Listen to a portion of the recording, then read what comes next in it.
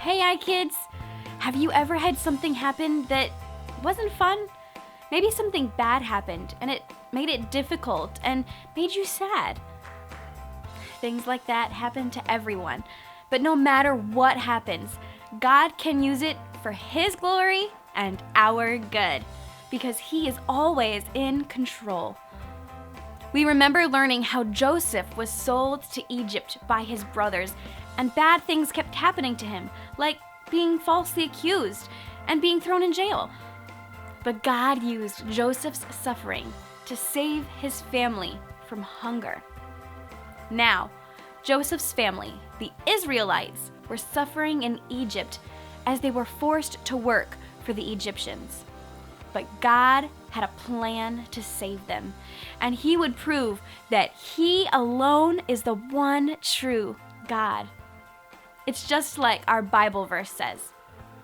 Hosea 13:4. Yet I am the Lord thy God from the land of Egypt, and thou shalt know no God but me, for there is no Savior beside me. Hosea 13:4. The God that was with His people in the land of Egypt is the one true God and the only one who can save us and deliver us. Let's say our verse again. Hosea 13:4. Yet I am the Lord thy God from the land of Egypt, and thou shalt know no God but me, for there is no Savior beside me.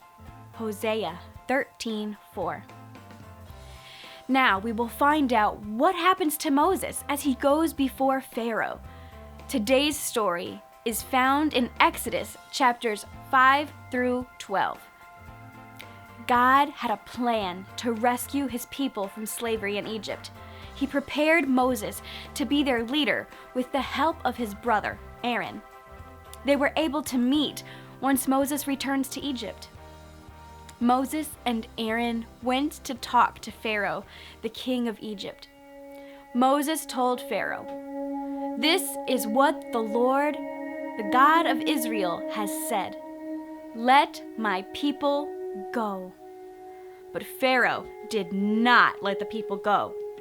"Who is the Lord that I should obey Him? I don't know Him, and I will not let the people go." So God punished the Egyptians. First, God turned the water in the Nile River into blood. This meant that no one could drink the water. Moses went to Pharaoh again and said, "Let my people go." But Pharaoh said, "No." So God sent frogs into Egypt. Frogs were everywhere. When the Egyptians opened their cabinets, frogs. When they went to bed, frogs. When they stepped on the floor, frogs. Then Moses went to Pharaoh again and said, "Let my people go." But Pharaoh said, "No." So God sent gnats into Egypt. Then He sent flies.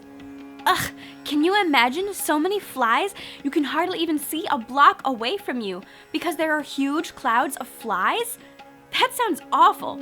Surely now Pharaoh will let the Israelites go.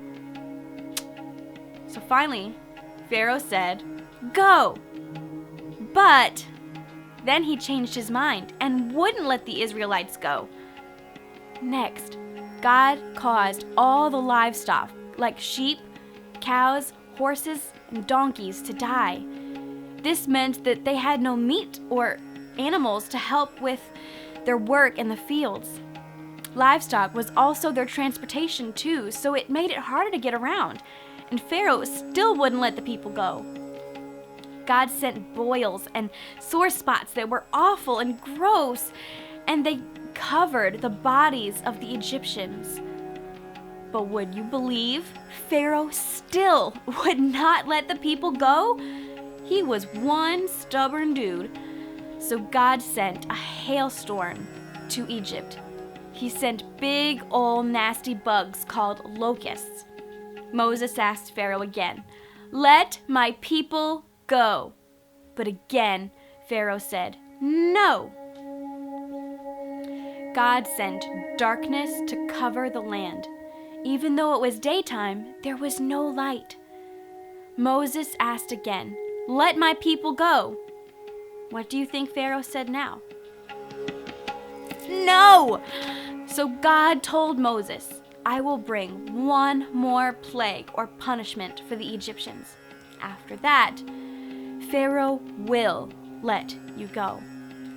Moses warned Pharaoh of what was going to happen around midnight. The firstborn of every family in Egypt will die, but the Israelites will be safe.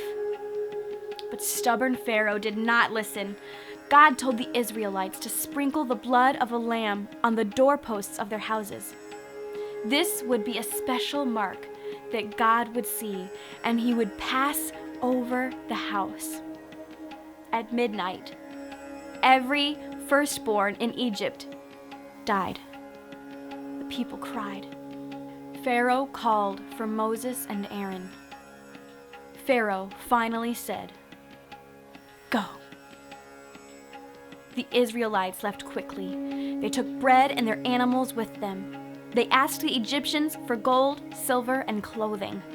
The Egyptians gave them what they wanted. God told Moses and Aaron that he was going to bring his people to a land called Canaan. Everyone would remember what had happened on this special night when God led his people out of Egypt. The Israelites had been slaves in Egypt for hundreds of years, but now they were finally free. God kept the Israelites safe from punishment when they put the blood of a lamb over their doors. Jesus is our lamb. He shed his blood when he died on the cross and took our punishment in our place. Everyone who trusts in Jesus is kept safe from the punishment of sin.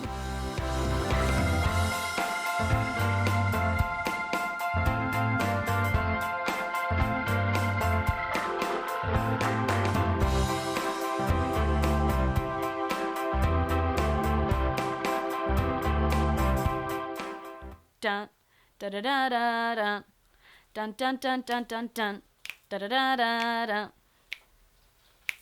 Careful, I might use that.